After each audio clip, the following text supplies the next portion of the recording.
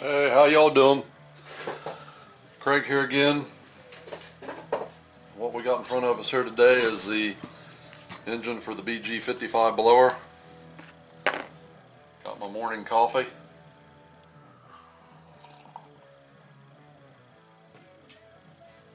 Got some Molly Hatchet playing in the background. So, start getting this engine assembled so we can get this thing back together. I got another saw that a guy I work with brought in. It's another little Poulon. I don't know what's wrong with it, I haven't looked at it yet. But I've got another saw over here that I've got to get done. It's for a buddy of mine.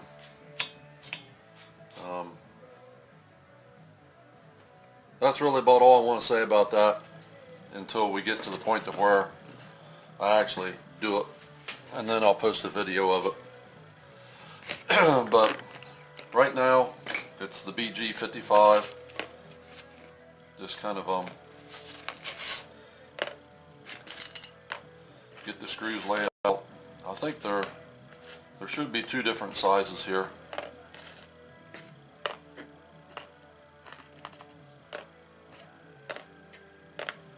There they are.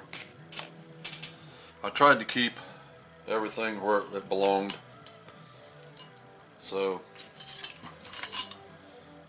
we're going ahead and put the backing plate on that goes behind the flywheel.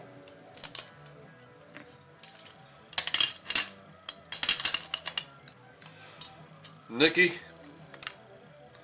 this isn't the FS85, but I can show you what's going on here and why I had the issue with the FS85 and why I had to turn the clamshell 180 degrees.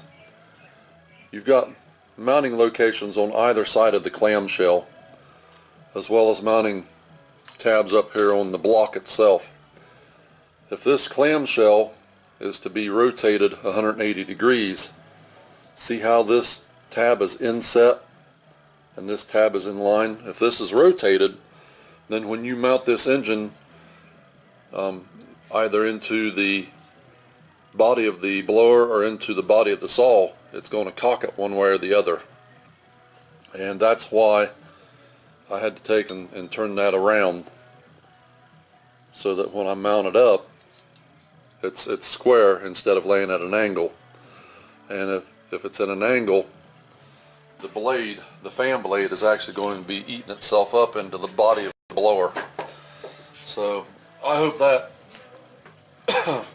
kind of straightens things out for you, because I know you was kind of wondering why I had to turn it. If you missed something on some of the stuff that you done, maybe you probably pay a bit closer attention than what I do, or maybe you just got lucky. Let's get these.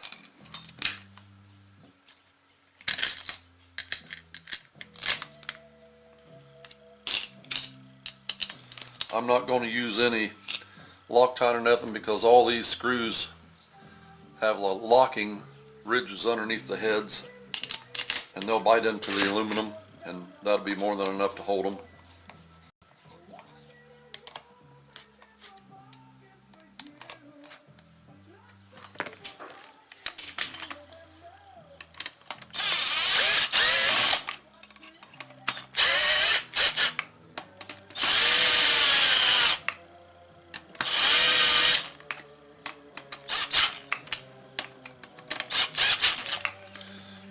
I better loosen my clutch up here, because I've got it set as tight as it goes. So I'll loosen it down to number 3 setting, because all I'm doing with the drill is just running them down.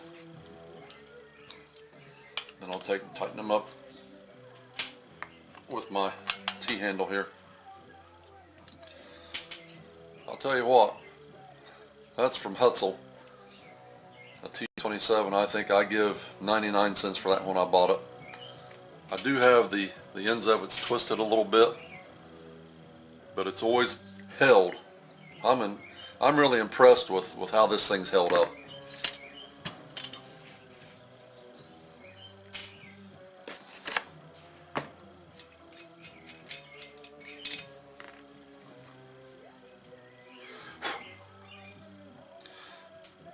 This has got a cast-in key in the flywheel, so all you gotta do is just find your slot on your crankshaft, line your key up, send it home. There's no washer or lock washer that goes underneath this. It's a flange nut.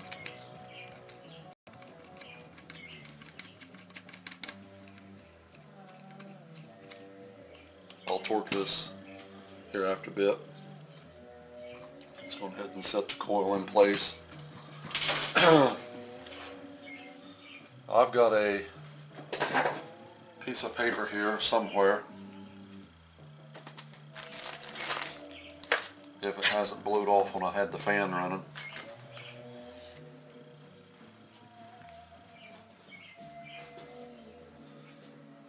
Yeah, here it is. This is what I use to set the gap on the coil, the air gap. This is 12 thousandths of an inch. It's just some notebook paper that I've taken and folded over twice, and it gives me 12 thousandths of an inch.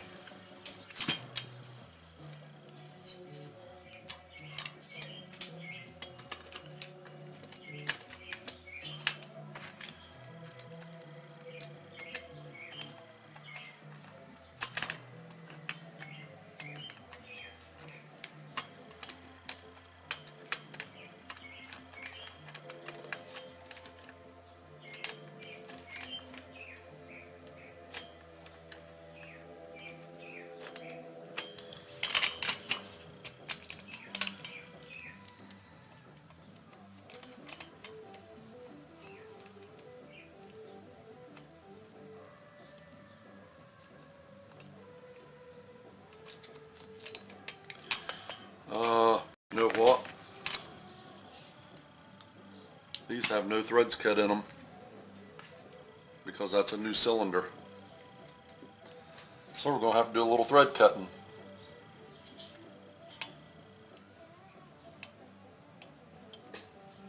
Get it as straight as you can get it.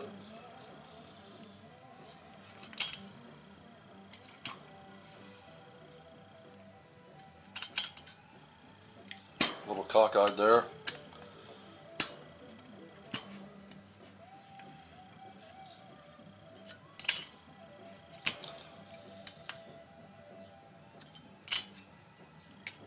That looks pretty good. Maybe pull up on it just a tad bit more. Okay. Looks pretty square that way.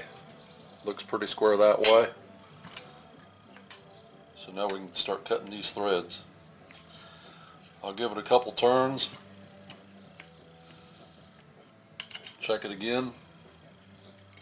Yep, we're still pretty square there. So go ahead and run this on in.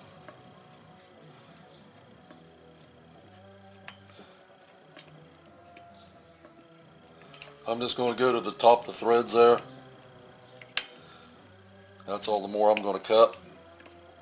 That'll get me started there.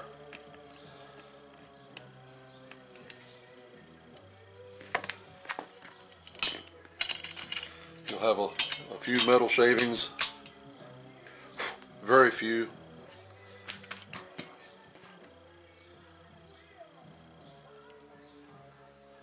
Clean the threads off here also.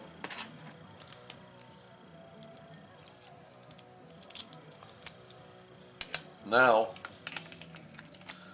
I can get that top one started.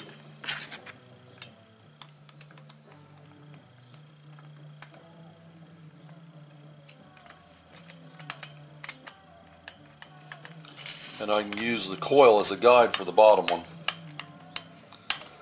And what I'll do is just kind of pull it up tight against the flywheel there as I'm tightening it down. And here I'm just gonna snug it. Now this one here,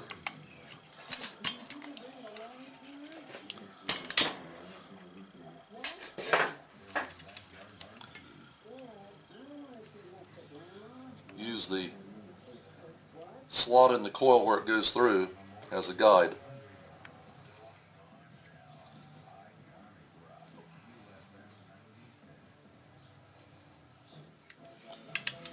And again, I'm going to look at it and make sure it looks pretty square.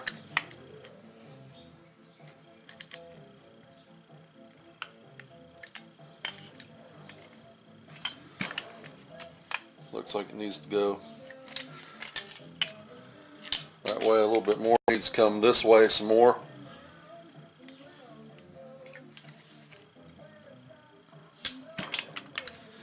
Maybe just a little bit more.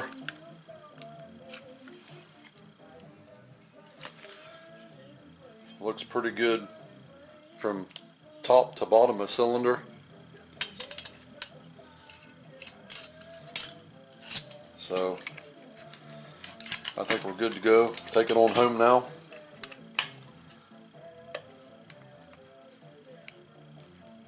Again, a couple turns there. Check it out. Looks like it's pretty square.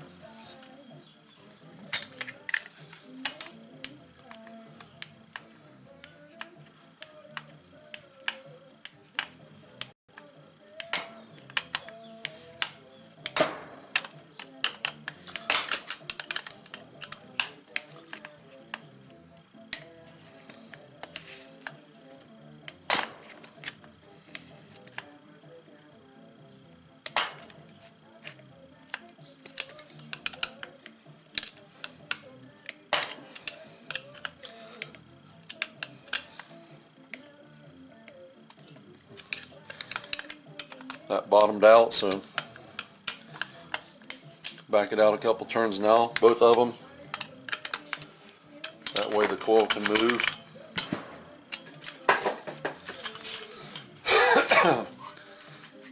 And again, everybody, this is just simple common stuff right here.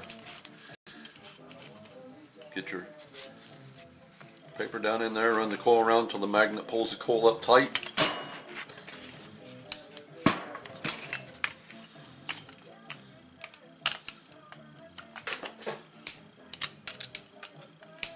And I'm kind of putting a little bit of down pressure to hold it tight against the flywheel.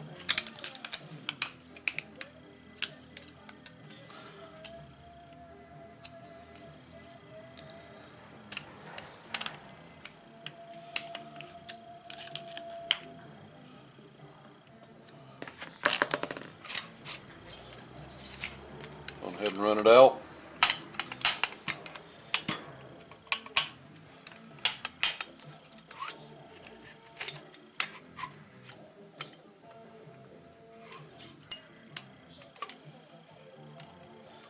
And we've got a slight issue here. There's a little tab right there on the counterweight side of the flywheel. But it's actually hitting on the flywheel magnets. It's catching right here on this point. So that ain't good.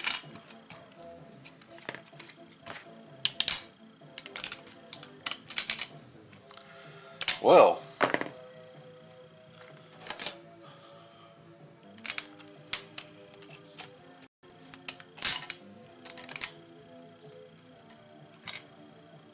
okay. And the Sega story of the BG55 continues.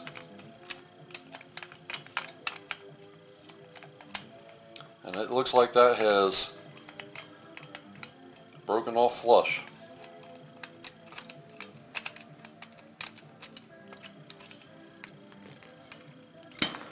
Yes, it has.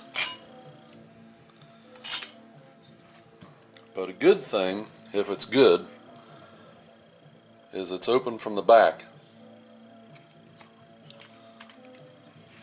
It's flush here, but open from the back.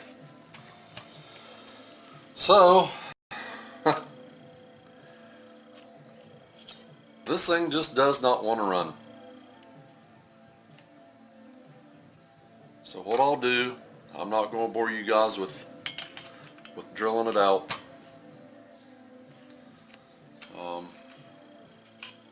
Try to get it out of there. See what I can do. Okay, I'll get this video posted. Just another issue that I seem to have with stuff that I do. Okay, hope y'all enjoyed. See you in the next video.